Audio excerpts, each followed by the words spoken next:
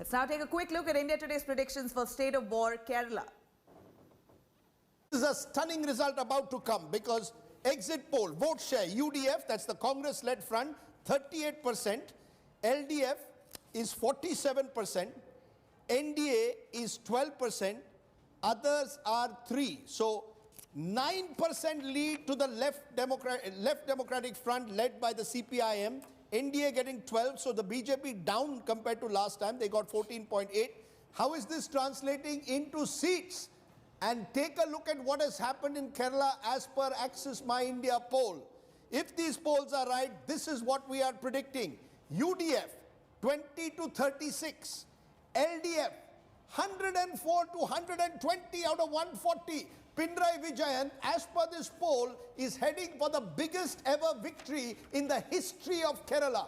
This is a 3/4 victory in a state where elections are traditionally tightly fought. The UDF, the Congress-led alliance, way behind, 20 to 36. Remember, Rahul Gandhi is a MP from Wayanad. We are showing Sonia Gandhi's face there because she is the Congress's interim president. But this was the state that the Congress needs to win.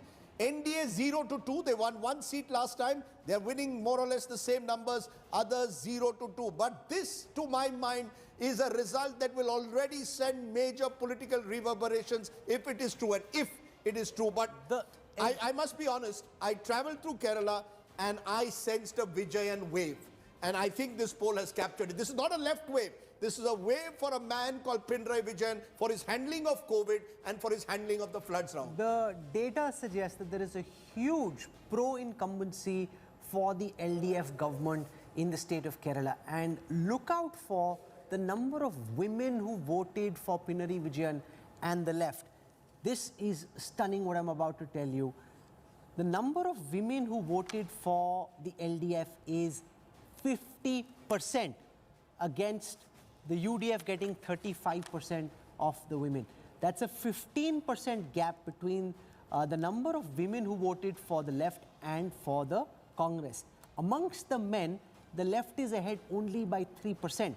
So 44% of the men said they voted for the left, 41% of the men said they voted for the UDF. So the gap is only 3%, whereas amongst the women, the gap between the women and the men is 15%.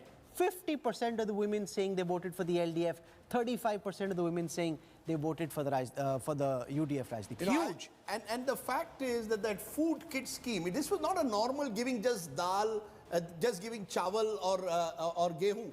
You were giving oil, you are giving dal, you gave 18 items in a food kit to every household. Meanwhile,